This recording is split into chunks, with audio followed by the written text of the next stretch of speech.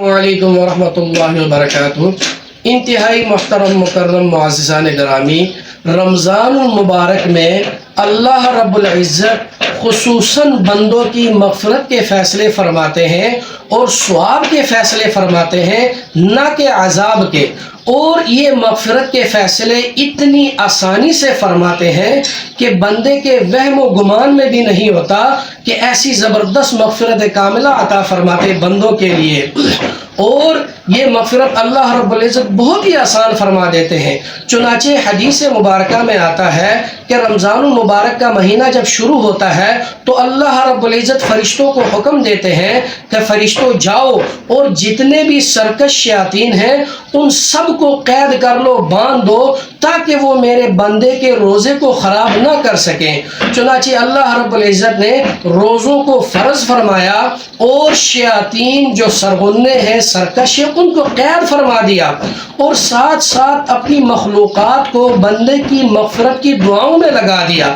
حدیث میں آتا ہے کہ جب روزے دار بندہ روزہ رکھتا ہے تو بلوں میں چونٹیاں، ہواؤں میں پرندے، یہاں تک کہ سمندر کی تہ میں مچھلیاں بھی روزے دار کی مغفرت کی دعائیں فرماتی ہیں۔ اور پھر بندے کو حکم دیا کہ آپ نے روزہ رکھنا ہے اور کھانے پینے جماع وغیرہ سے بچنا ہے، اور پھر افطاری کے ٹائم جو دعا مانگو گے وہ دعا قبول ہوگی۔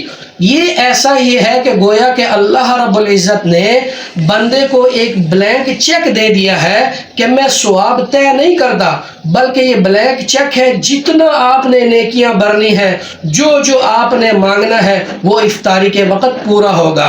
اور خصوصاً یہ مہینہ بندے کی مغفرت کے لیے ہی ہے، کیونکہ اگر اس مہینے میں بھی اگر بندہ اپنی مغفرت نہ کروائے اللہ کے سامنے گڑ گڑا کر رو رو کر، تو اس کے لیے ہلاکت ہے۔ چنانچہ حدیث میں آتا ہے حضور صلی اللہ علیہ وسلم خطبے کے لیے ممبر پر تشریف فرما ہونے لگے، قدم رکھا تو کہا آمین۔ لمبی حدیث ہے، میں اس کو مختصر کرتا ہوں۔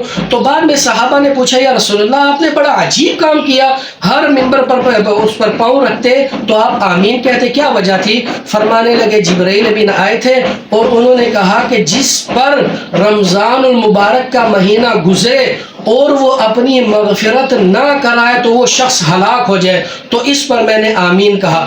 اندازہ کریں فرشتوں کے سردار کی بد دعا اور کائنات کے سردار کی آمین کتنا اثر رکھتی ہے۔ اس لیے تمام احباب سے، تمام روزے داروں سے گزارش ہے کہ خصوصاً اس مہینے میں احتیاط کریں، اور سب سے بنیادی مقصد آپ کا، سب سے بڑا ٹارگٹ آپ کا اپنی مغفرت کرنا ہے اللہ رب العزت سے۔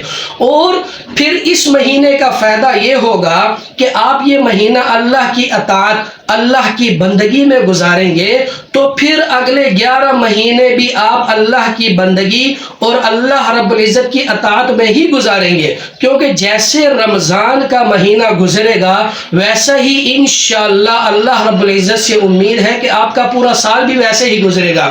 اس لیے خوب عبادات کریں، اور خصوصاً افطاری کے ٹائم خصوصاً دعا کریں۔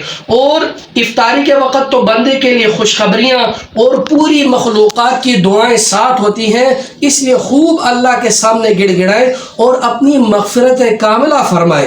اللہ رب العزت ہم سب کو رمضان المبارک کی برکات حاصل کرنے کی توفیق عطا فرمائے۔ وآخر دعوانا الحمدللہ رب العالمین۔